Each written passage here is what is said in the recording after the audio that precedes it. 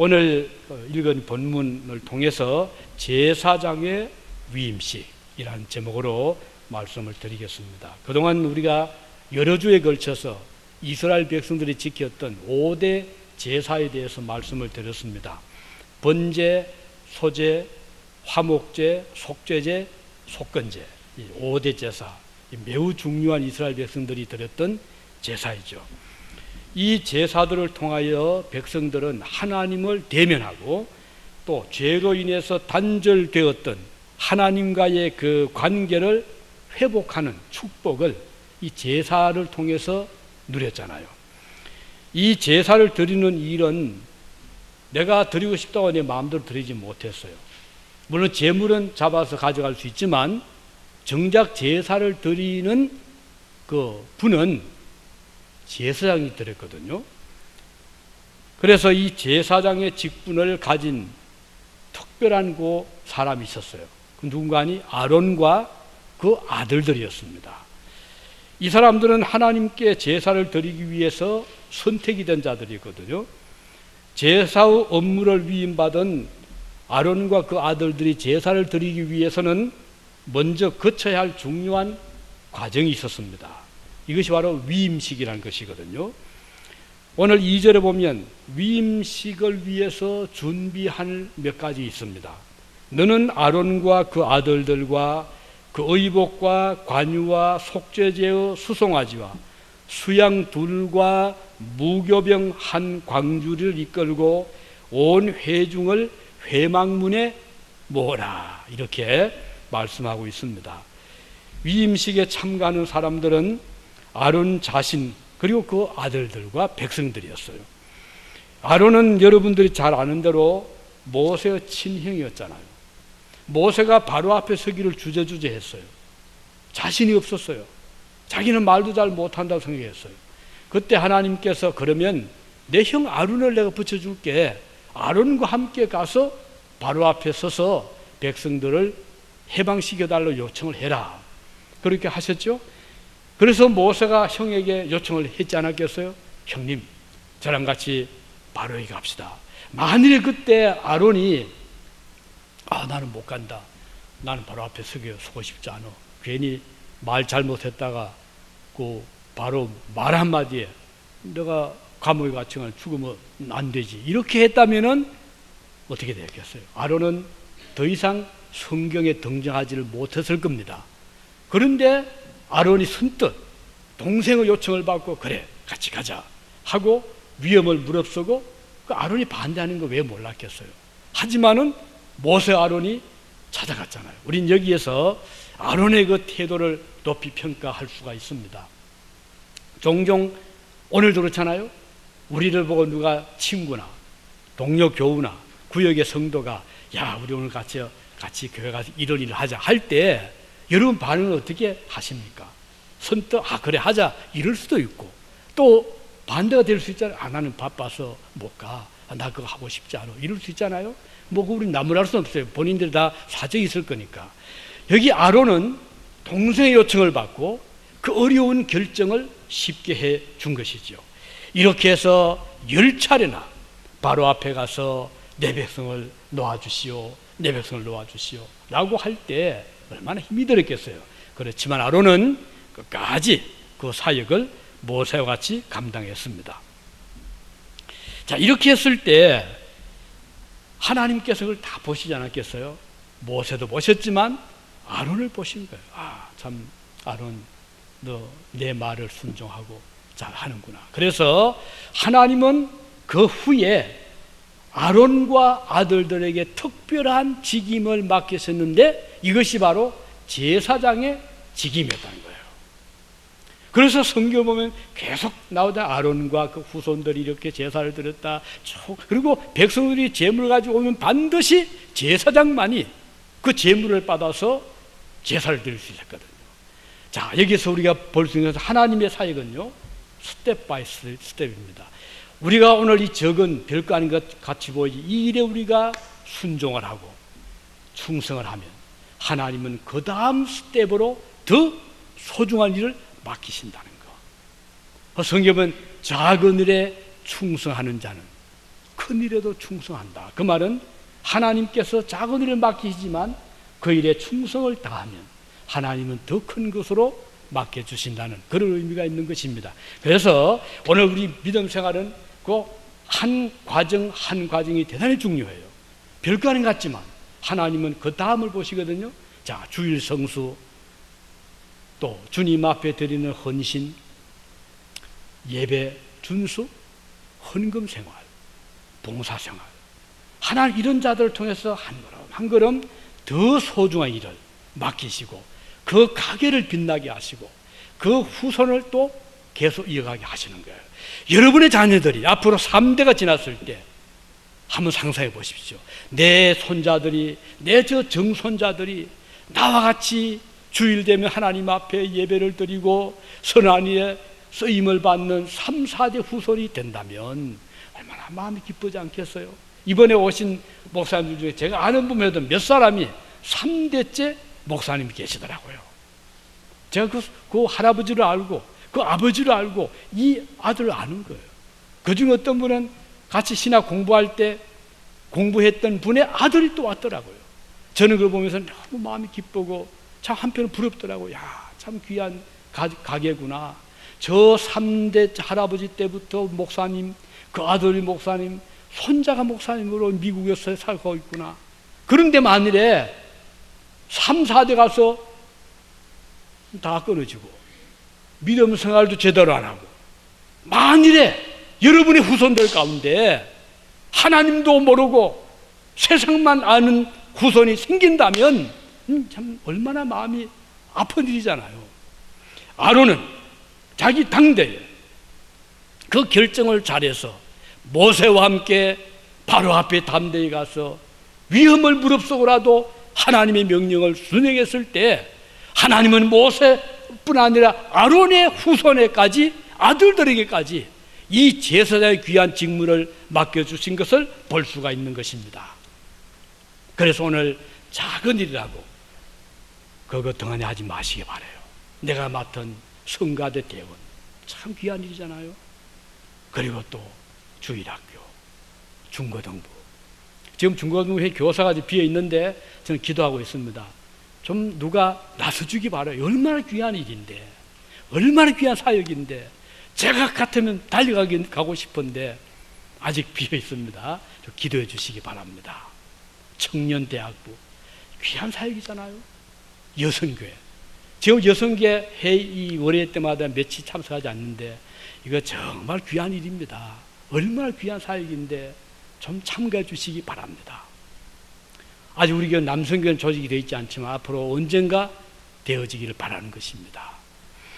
자, 그러면 이 아론과 아들들을 이제 불러놓고 위임식 하는데 그 과정을 보면 첫 번째 과정이 뭔가 하니 물로 몸을 씻어라 그랬어요. 자, 손도 씻게 하고 거기 성전에 물두멍이 있잖아요. 물을 이제 길러와서 손도 씻게 하고 발도 씻게 하고 깨끗이 씻게 했어요. 첫 번째 과정입니다. 옷을 입기 전에요. 자, 이렇게 해서 물로 씻긴 것은 하나님의 일을 맡은 자가 해야 될 첫 번째 과정이라는 것이에요. 이것은 무엇인가요? 여호와 앞에 정결해라 그 말입니다. 자, 먼지도 씻고 때도 씻고 깨끗하게 하라 이 말입니다. 그러니까 제사장 일을 맡을 사람은 우선 정결한 자가 맡을 수 있다. 그냥 먼지 묻은 몸으로 때 묻은 몸으로 하나님을 섬기지 말아라. 하나님을 섬기는 자들은 무엇보다도 정결해야 된다는 것을 보여주시는 것입니다. 우리 예수님께서 제자들과 함께 마지막 만찬을 드실 때 어떻게 하셨죠? 갑자기 주님 일어나셔가지고 대에 물을 딱 담아오더니 허리에 수건을 딱 두르고 제자를 불러서 자, 요한에 이리 오너라. 요한이 몸으로 오라는 것 같잖아요. 내가 발을 씻겨주게. 요한 발을 씻기고 안드레아 이리 오너라. 야고보 이리 오너라. 빌립이 이리 오너라. 도마 이리 오너라 하는데 베드로 때가 됐잖아요. 베드로가 선생님 제 발은 절대 씻길 수 없습니다. 베드로가 사역을 합니다. 그때 예수님께 뭐라 그랬죠?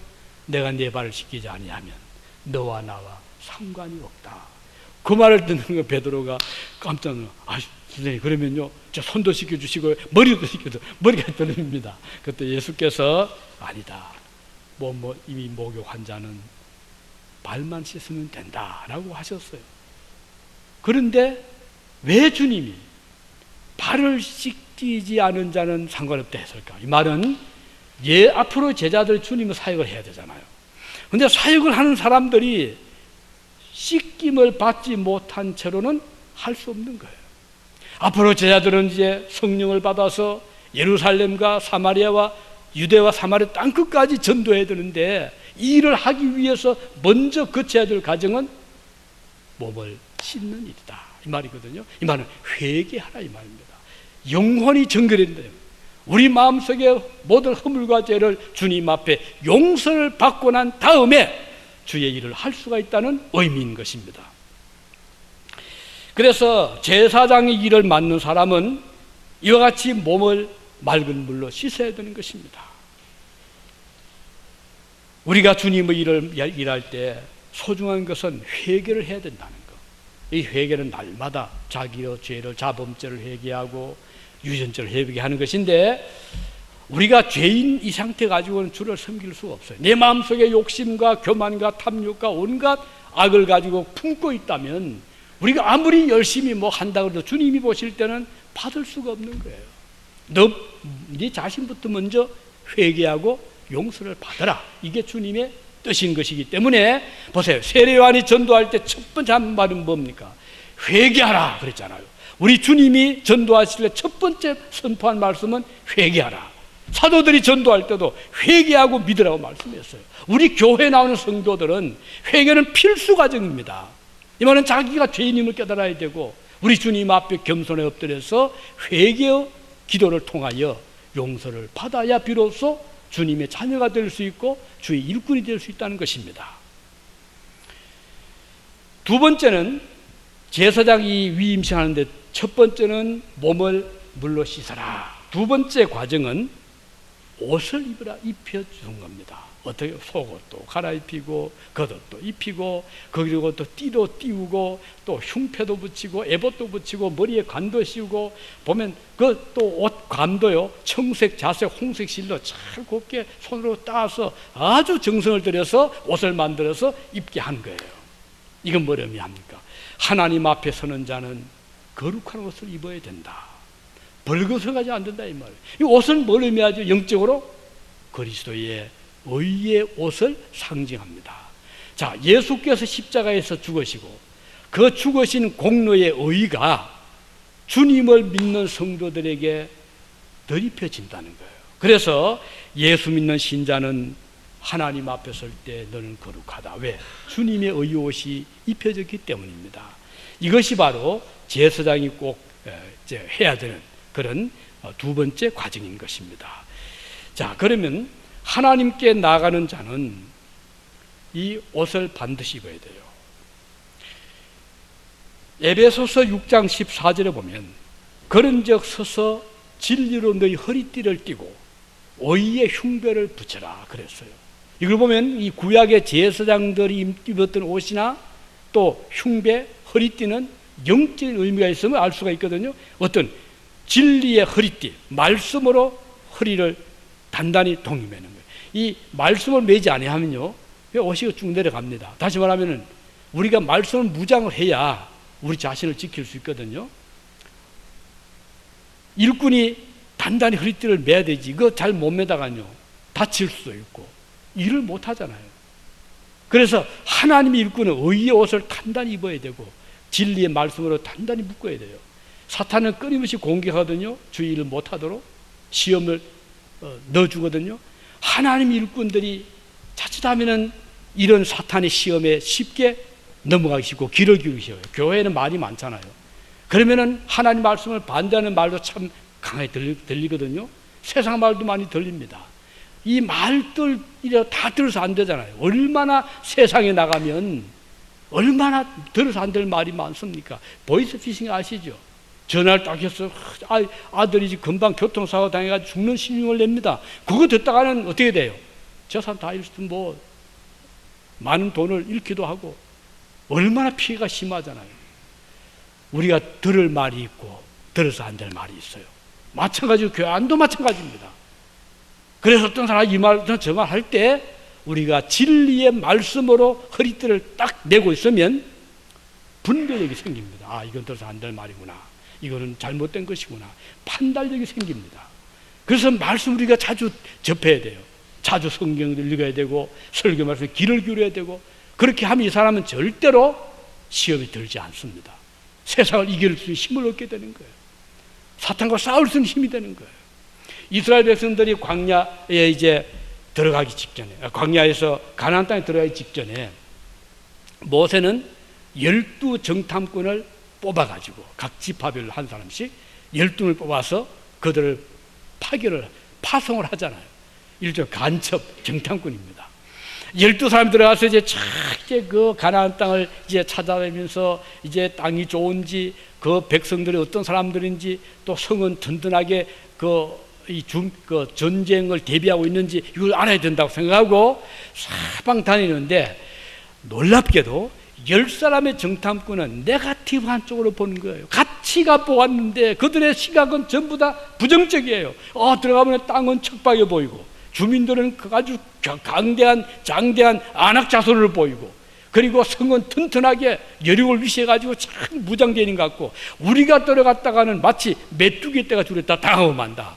그래가지고는 돌아와서는 대성 그 백성들의 그들을 보고 하는 거예요. 우리가 들어가 보았더니 땅은 척박하고 쓸모도 없는 땅이고, 주민들은 아주 강대하고 장대하고, 또 성곽은 튼튼해. 우리가 들어가서 못 이긴다.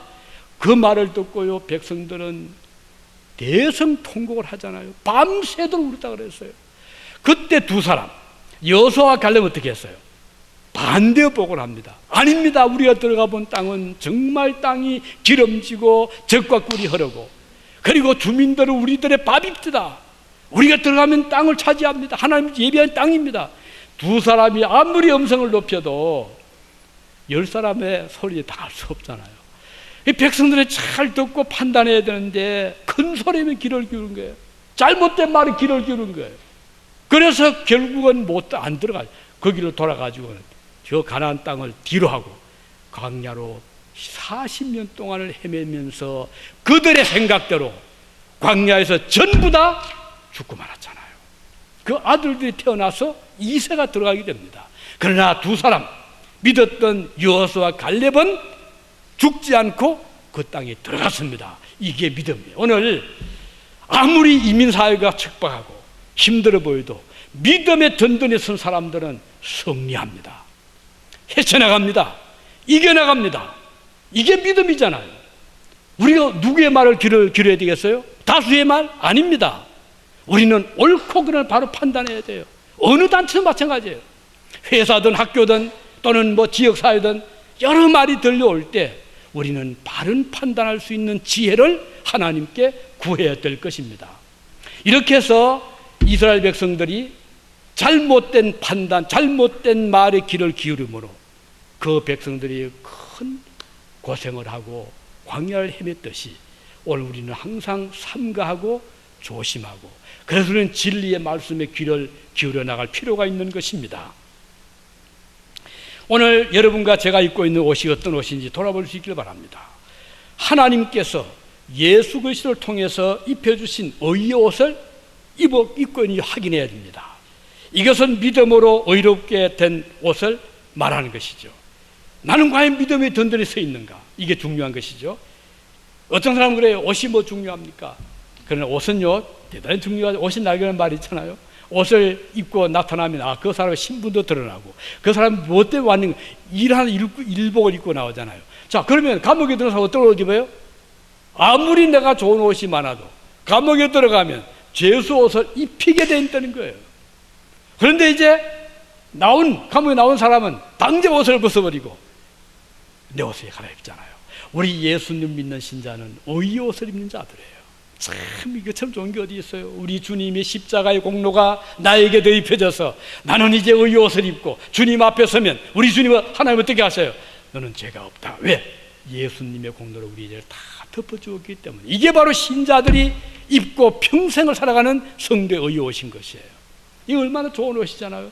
이 옷을 우리가 잘 의지하면요, 어느 곳에 가도 의로운 자, 의인으로 칭의를 받게 되는 거예요.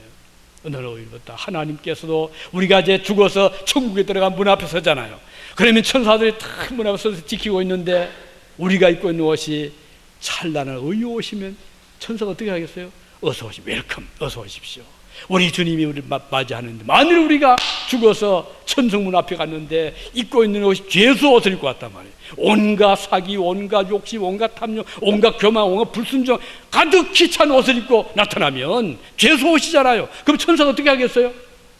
아닙니다. 도로지 마세요. 이렇게 되잖아요. 그래서 우리가 평소 입고 있는 옷은 참 중요합니다. 여러분의 말 한마디, 여러분의 생각, 여러분의 행동은 여러분의 옷으로 점점 그 사람을 특징 지어주는 거예요. 그래서 우리 그리스도인들은 의의 옷을 입고 살아야 됩니다. 예수님을 든든히 신뢰하고 믿음의 옷을 입어야 되는, 그래야 이 직무를 감당할 수 있어요. 마지막으로 어떤 이제 절차를 거쳤죠? 기름을 부었습니다. 제사장에 그 머리에 기름을 부르고 제단에 기름을 바르고 이렇게 했거든요. 레위기 8장 10절에 12절에 보면 모세가 관유를 취하여 장막과 그 안에 있는 모든 것에 발라 거룩하게 하고 또 단에 7번 뿌리고 그 단과 그 모든 기구와 물두멍과 그 받침에 발라 거룩하게 하고 또 관유로 아론의 머리에 부어 발라 거룩하게 하고, 이런 말씀 나옵니다. 모세는 하나님의 명령에 따라 관유를 장막과 그 안에 있는 모든 기구에 발랐습니다. 그리고 마지막에 아론의 머리에 부었어요. 이건 뭘 의미하죠? 기름은 성령의 상징이잖아요. 거룩의 상징입니다. 구별됨의 상징입니다. 이제 이 물두멍은, 이 번제단은, 이 아론과 아들들은 구별되었다. 무엇과? 세상과 다른 사람과 구별된 자들입니다. 이들은 하나님 앞에 제사를 드릴 제사장의 직분을 이제 받은 자들입니다. 이런 의미거든요. 제사장에 바르는 기름은 제사장으로 하여금 그 직분을 잘 감당하도록 성령의 기름을 부어주는 것을 상징합니다. 하나님의 사역은요, 내 힘 가지고 안 됩니다. 하나님의 사역은 성령의 도움이 절대로 필요한 것입니다. 하나님의 도움이 없이 이 사역 감당할 수 없어요. 예수님의 제자들이 전도 사역을 시작하기 전에 먼저 뭐 했죠? 다락방에서 기도했습니다. 그들은 주야로 기도했어요. 우리가 주님 일하기 전에 먼저 해야 될 일은 하나님 앞에 성령의 충만을 받도록 기도해야 됩니다. 나는 뭐 능력이 있으니까요, 나는 뭐 힘이 있으니까요, 나는 물질이 있으니까요, 이거 가지고 안 됩니다. 하나님 사역은 하나님의 도움으로 일을 해야 되거든요. 내가 아무리 가난해도 괜찮아요. 내가 아무리 힘이 없어도 괜찮습니다. 또 재능이 없어도 괜찮아요. 그럼 무엇이 필요하죠? 하나님의 능력을 받으면 그걸 다 커버하거든요. 물질이 없어도 커버하고, 재능이 없어도 커버하고, 시간이 없어도 커버하게 되는데, 아무리 가진 것이 많은 재벌이라도, 아무리 나에게 능력이 많은 재능이 있다 하더라도 하나님의 성령의 도움이 없이는 이건 마른 막대 같은 것밖에 아니에요. 아무 일 못합니다. 교회에서 일을 시킬 수가 없는 거예요.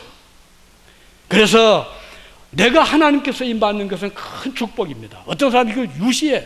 내가 일 하는 거 아닙니다. 하나님은 절대로 유시해서 안 돼요. 얼마나 겸손한 부들부들 떠는 마음으로 해야 되지, 일 좀 한다고 교만하고, 하나님이 가장 싫어하는 것이 교만입니다. 교만한 자는 하나님은 물리치시고 겸손한 자를 높인다고 했잖아요. 그래서 우리가 주님을 일꾼으로 부름받은 자체를 주님 앞에 감사하시길 바라고, 하나님 앞에 쓰임받는 것을 귀하게 생각하시기 바랍니다. 돌이켜보면 여러분의 저나 과거를 쭉 돌아보면 그동안 그래도 교회 생활 한 분들이 대부분이잖아요. 저도 어릴 때부터 저 교회를 맴돈 생활을 해왔잖아요. 그런데 목회 생활 들어서면서 저도 왜 어려움이 없어요? 좋은 일도 있었지만 어려움도 많잖아요. 그럼에도 불구하고 저는 한 번도 후회해 본 적이 없어요.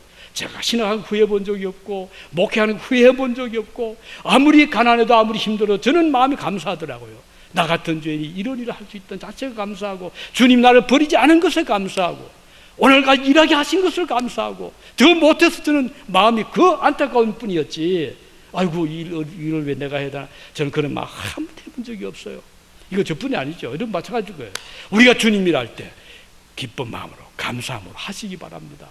주님이 이 많은 사람 중에 하필 일꾼에서 저를 세웠겠어요?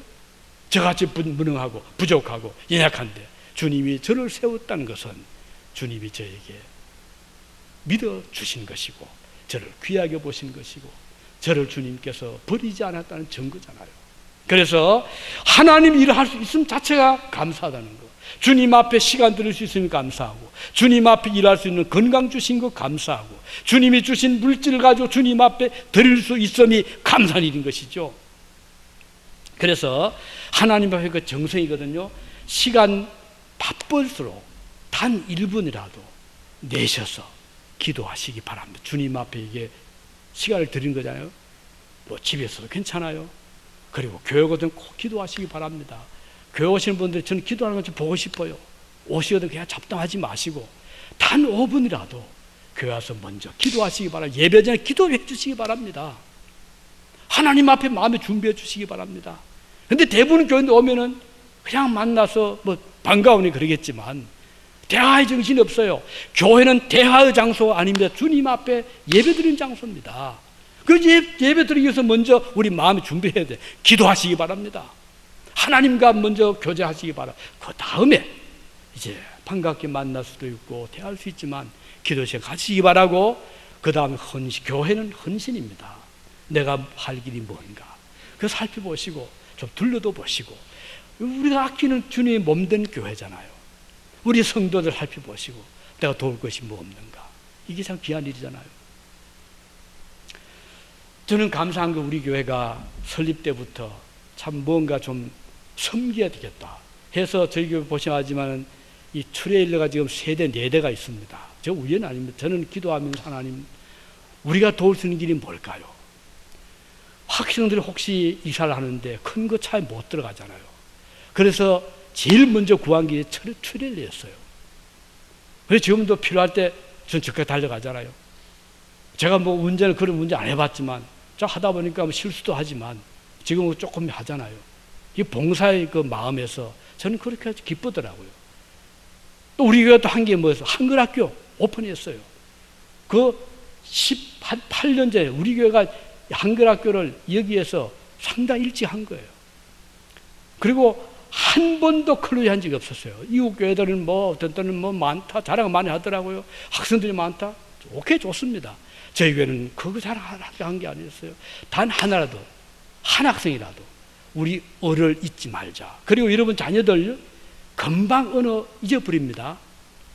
여러분 생각에는 뭐 한국에서 뭐 한글 다 알고 왔으니까 뭐 2, 3년 지나도 괜찮겠지? 천만에요.